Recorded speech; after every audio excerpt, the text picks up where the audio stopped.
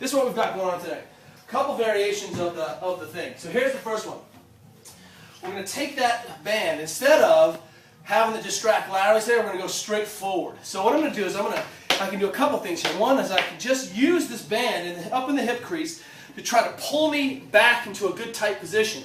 And ideally in that bottom position, that hip would stay centered in the back, keeping and maintaining that length-tension relationship, mechanical advantage of that hip. So in this position, when I push that hip out, man, there's something in my butt that is being torn apart by a pack of Wolverines right there. I'm not sure I like it, but that's the piece that limits me and gets me soft. In that bottom position, in order to maintain straight up and down back, I've got to keep that knee out under big tension. It's hard to do when that capsule limits me. In fact, that capsule, that relationship, that bony sac or that stiff sac around the bony complex really ends up inhibiting a lot of my power and kind of force in that bottom. So I can hang out here. I can even take that step forward and really push that knee out. So I'm not going diagonal, I'm trying to go almost straight back. Hip is getting pulled back. I feel like I can just take some big load. Hope I don't pull the big weight rack down.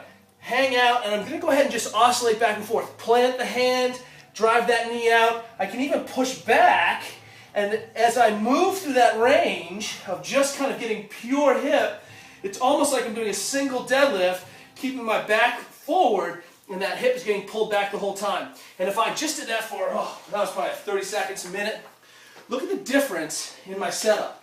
So from the side here, if I get into my setup position, this leg is nearly straight, back is flat. You can see the difference in kind of that setup, mechanical advantage, and that gives me movement options to be able to get my quads down, to be able to kind of affect a more powerful hamstring. And if I just touch the ground, like that's not a joke. One side is way more flexible than the other side.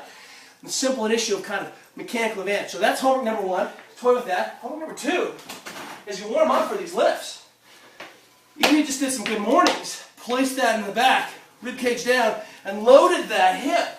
I can really cue some good movement, keeping that hip to the back of the socket, and I get a much bigger opening. It's not going to take me as many kind of revolutions to get going on that.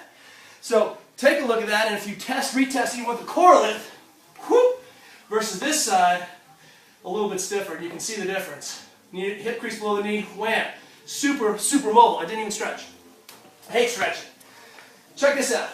Next piece. Double across ball, roller, what have you.